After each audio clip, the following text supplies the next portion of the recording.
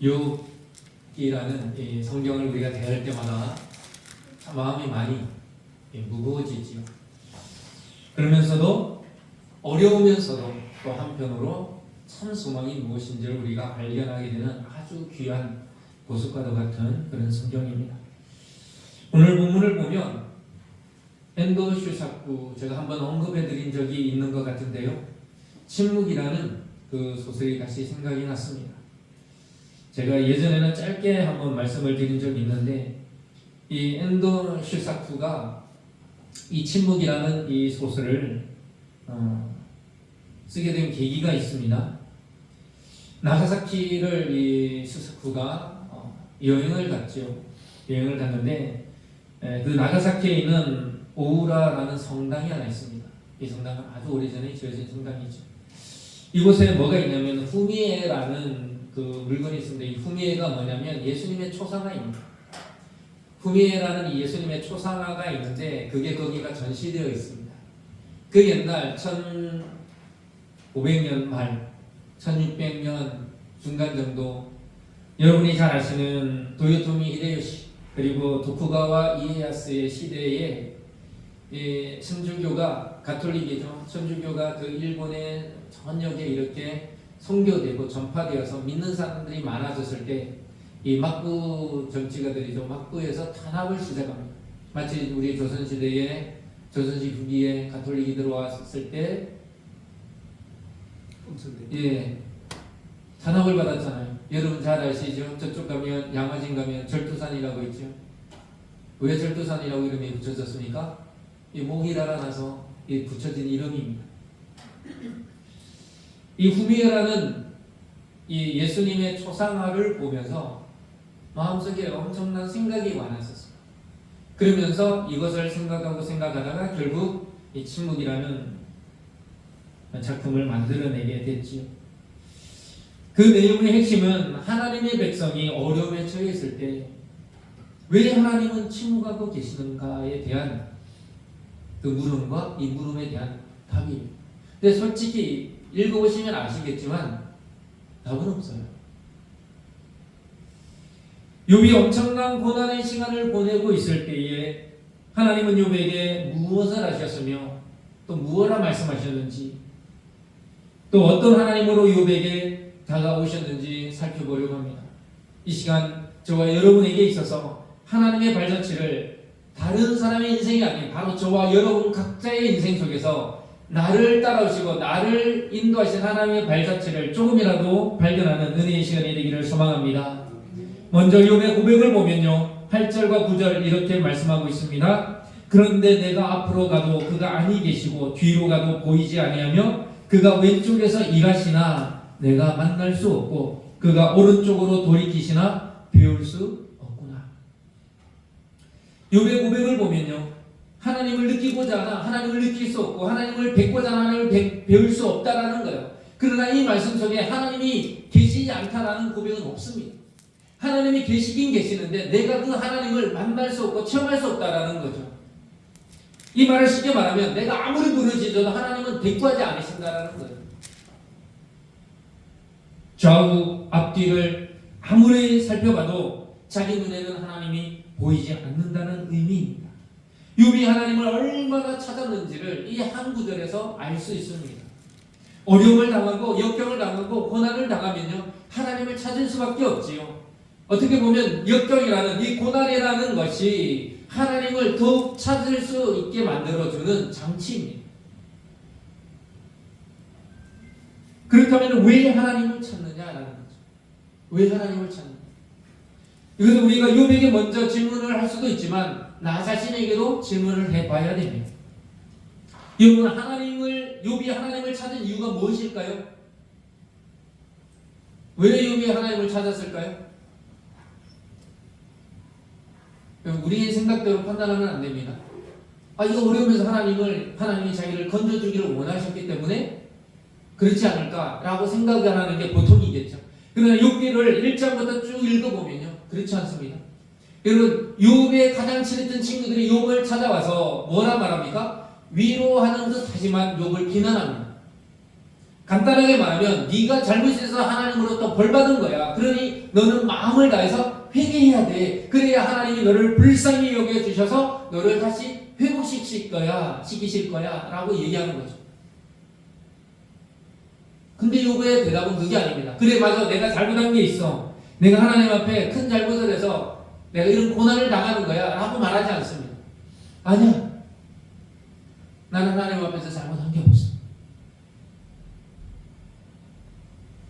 근데 오늘 23장에 욥이 하나님을 이렇게 간절히 찾는 이유, 그것은요, 나를 변호해주고 나의 이 신앙, 하나님을 향한 내 잘못되지 않은 이 신앙을 옳다라고 인정해 줄 수 있는 분은 누구밖에 없어요? 하나님밖에 없어요. 여러분, 이미 우리는 여기서 욥에게 진 거예요. 욥을 따라갈 수 없는 거죠. 하나님을 향한 내 믿음, 하나님만이 아신다는 거예요. 이런 믿음이 될 수 있기를 축복합니다. 자기 친구들은 모른다라는 거예요. 내가 얼마나 하나님을 사랑하고 내가 얼마나 하나님을 섬기고 있다라는 것, 내가 하나님 앞에서 잘못된 게 없다라는 것, 하나님만이 아신다라는 거예요. 그걸 누가 증명해 줄까요? 누가 옳다고 인정해 줄까요? 하나님밖에 없기 때문에 욥은 하나님을 간절히 찾고 있는 거예요. 물론 이 어려움에서 구원해 주기를 원했겠죠. 그렇지만 그게 먼저가 아니라는 거예요. 근데 저와 여러분이 어려움을 당하면 뭡니까? 이 어려움에서 나를 빨리 구원해 달라는 거예요. 내가 하나님을 얼마나 사랑하고 내가 하나님을 향한 이 믿음이 얼마나 옳다 인정을 받는지는 첫 번째가 아니라는 거예요. 우리가 바로 돌아봐야 할 것, 하나님이 하나님 되시고요, 내 뜻이 아니라 하나님의 뜻이 이루어지는 것을 먼저 구하는 신앙, 이것이 참된 신앙인 줄 믿습니다.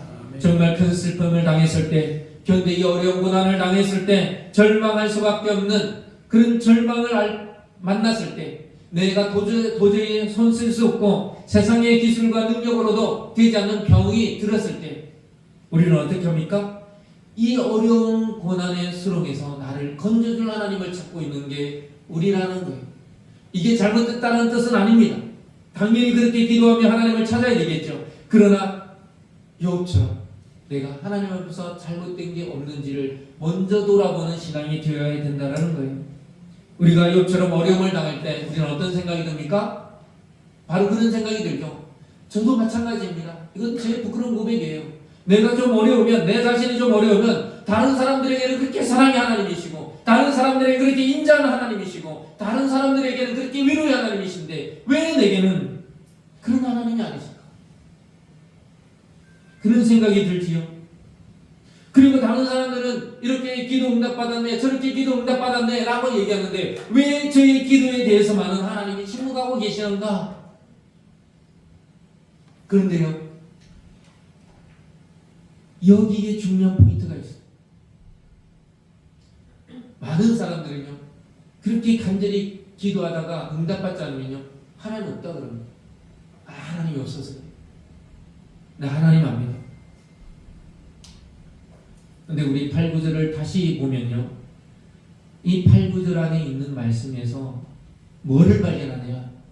여러분, 욥이 그렇게 간절히 하나님을 찾는데도 하나님은 침묵하고 계시잖아요. 욥의 간절한 부르짖음에도 침묵하시는 하나님을 욥은 발견합니다. 여러분, 우리가 간절히 부르짖을 때에 하나님이 조용하시고 응답이 없다면 그 하나님이 계시지 않는 것이 아니라 지금 하나님은요, 침묵하고 계신 거예요.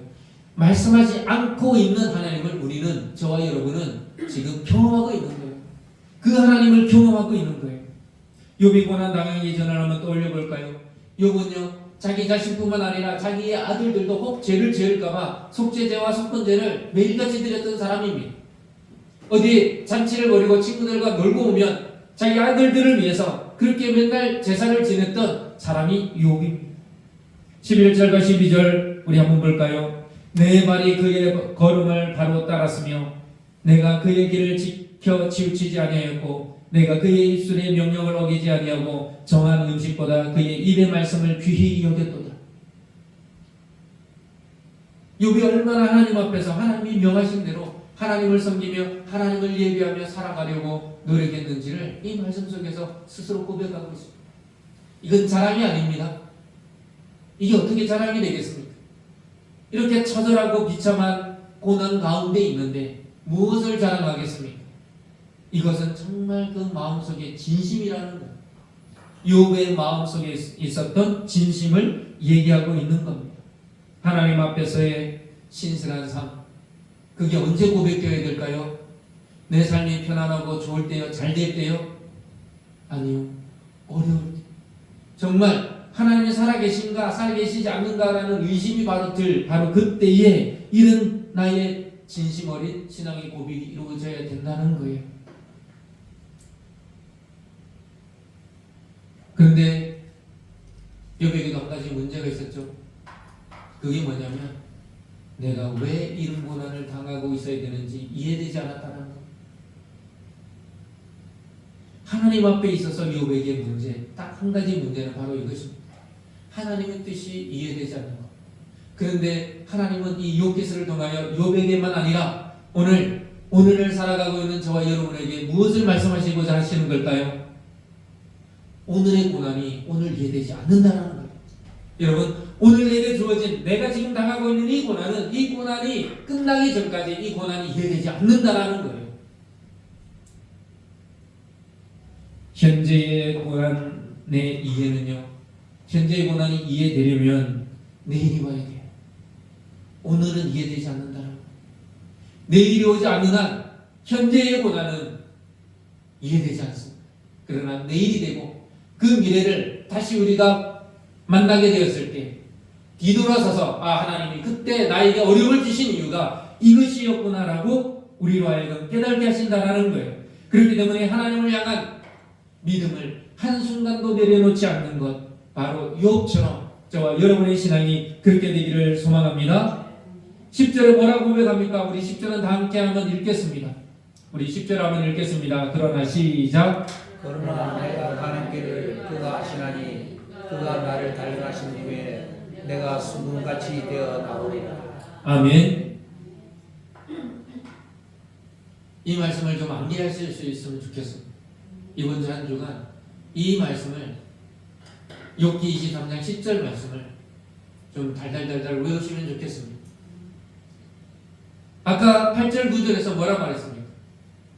자기가 하나님을 향한 그렇게 부르짖은 가운데서도 하나님은 응답하지 않았지만 욥이 발견한 것은요, 침묵하고 계시는 그 하나님을 발견했다라는 거예요. 이건 욥만이 고백할 수 있는 게 아닙니다. 바로 저와 여러분 모두가 이러한 고백을 할 수 있어야 되는 줄 믿습니다. 이 10절 말씀을 통하여 욥이 이렇게 고백함으로 하나님은 이 말씀을 읽고 있는 저와 여러분들이 어떤 고백을 하길 원하십니까? 너도 욥처럼 고백해봐. 너도 너의 고백이 욥의 고백이 돼봐. 라고 하나님은 우리에게 요구하고 계시는 거예요. 욥과 같이 하나님을 믿으면 누구나 그렇게 할 수 있다라는 겁니다. 욥만이 할 수 있는 게 아니라. 11절과 12절을 우리 다시 한번 보겠습니다. 제가 읽겠습니다. 내 발이 그의 걸음을 바로 따랐으면, 이 말이 뭐냐면 나는 한 발자국도 하나님이 가라고 하신 곳, 하나님의 말씀이 말하지 않는 곳은 간 적이 없다는 거예요. 하나님이 말씀하시는 대로, 하나님이 원하시는 대로만 내 인생의 길을 걸어왔다라는 거예요. 여러분, 이게 대단한 것 같지만, 대단한 사람만 할 수 있는 것 같지만 그런 게 아니라는 겁니다. 내가 내딛는 한 걸음, 여러분도 한 걸음 내딛는 게 어렵습니까? 어렵지 않습니다. 남이 10걸음 내딛는 걸 내가 한 걸음에 가려고 하니까 그게 어려운 거죠. 남들이 한 걸음 걸을 때 나도 한 걸음 걷는 건 절대 어려운 게 아닙니다. 이게 무슨 말이냐면 남들이 매일같이 기도하고 매일같이 말씀 읽는 것, 그걸 내가 매일같이 기도하고 매일같이 말씀 읽으면요 어려운 게 아니라는 거예요. 남들이 매일같이 기도하고 말씀 읽고 또 하나님의 말씀대로 살아가려고 노력하는데 나는 그렇게 살지 않다가 예를 들어 일주일에 한 번 그렇게 살려고 하면요 이게 어렵다라는 거예요. 일주일에 그렇게 살지 않고 몇 달 만에 한 번 하려고 하면 그게 어렵다라는 거예요. 나의 삶이 매일의 삶이 하나님을 예배하는 삶이면 일주일에 한 번 나와서 드리는 이 예배의 삶이 어렵지 않다라는 거예요. 그러나 매일의 삶이 그렇지 않으면 어쩌다가 한 번 드리는 게 너무 힘들 수밖에 없는 겁니다. 큰 것이 아닙니다. 작은 것 하나하나에 하나님이 마음을 두시고 그것을 귀하게 여기고 계심을 믿으시기 바랍니다. 오늘 우리의 삶의 문제는요, 큰 것을 하려고 사소한 것은 지나갑니다. 큰 것을 하면 내가 뭔가 신앙이 있는 것 같고 그렇지 않다라는 거예요. 하나님을 신뢰하는 믿음은요, 작은 것 하나, 하나님이 말씀하신 것 사소한 것 하나하나를 지켜 행하는 것인 줄 믿습니다. 우리가 시험과 환난 가운데서 믿음을 지키지 못하는 이유가 무엇입니까? 사소한 것을 놓쳐버렸기 때문에 그래요. 제가 이 말씀을 일전에도 드렸죠. 작은 것에 충성하는 자, 그 사람을 하나님이 칭찬하시는 거예요. 여러분, 저와 여러분이 나라를 구하겠습니까? 아니, 한 영혼을 구하는 게 나라를 구하는 거예요.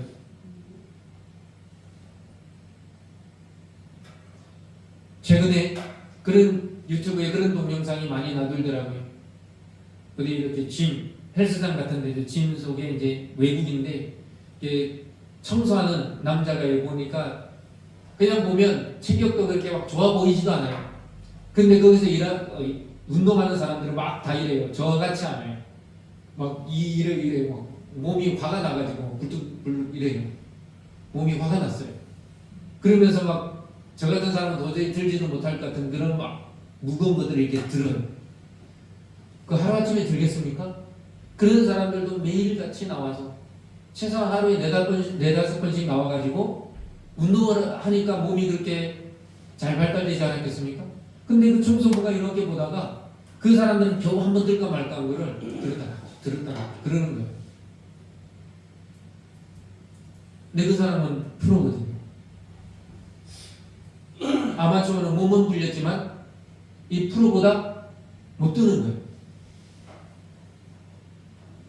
근데 누가 프로입니까? 아마추어는 일주일에 4-5번 나와서 운동하지만 프로는요, 그보다 더 자주 나오고 그보다 더 많이.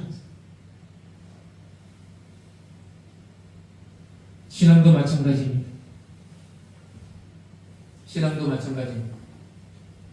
작은 것을 놓쳐버려 사소한 것을 놓쳐버려 그 신앙이 아마추어나 신앙의 프로는요, 아무리 작아 보여도 그걸 놓치지 않고 지킵니다. 내가 지금 해야 될 걸 지금 하는 거고요. 내가 지금 반드시 지켜야 할 걸 지금 반드시 지키는 겁니다. 제가 이 마태복음 25장 21절 말씀은 너무너무 많이 말씀드린 것 같아요. 그렇지만 또 한 번 말씀드리겠습니다. 우리가 한번 같이 읽어볼까요? 이번에는 그 주인이 시작. 그 주인이 이르되 잘하였도다 착하고 충성된 종아, 내가 작은 일에 충성하였음에 내가 많은 것으로 내게 맡기리니 내 주인의 즐거움에 참여할지어다 하고. 아멘. 하나님이 큰 일을 한 사람에게 칭찬하는 게 아닙니다. 작은 일에 아주 사소한 것에 충성한 그 종을 칭찬하는 겁니다. 여러분, 저와 여러분의 삶에 작은 것들이 너무나도 많이 있지요. 사소한 것들이 너무나도 많이 있습니다. 여러분, 아침에 일어나서 기도하고 저기 전에 기도하고 여러분 밥 먹기 전에 기도하고 하는 것들, 그리고 시간을 내어 따로 5분 10분이라도 기도하는 그것 자체가 여러분 사소한 것 같지만 그게 너무너무 중요하다는 거예요. 그런 것들을 놓치고 큰 거를 하겠다, 그는 결코 좋은 신앙이 되어질 수 없습니다. 커다란 건물이요, 처음부터 만들어지는 게 아닙니다.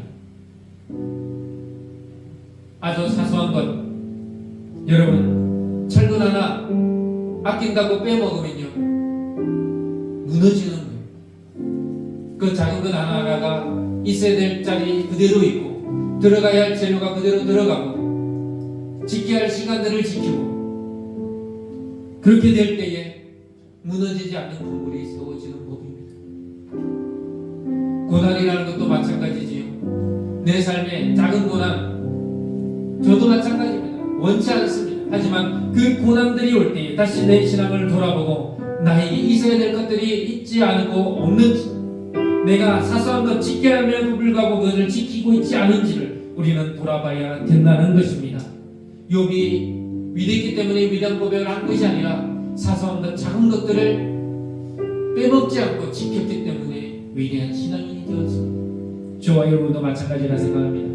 오늘 이 시간 하나님은 큰 것으로 저와 여러분을 대면하고자 원하시는 게 아니라 아주 사소하고 작은 것 하나하나의 속에 그 속에서 우리와 만나 주시기를 원하고 계신 줄 믿으시기 바랍니다.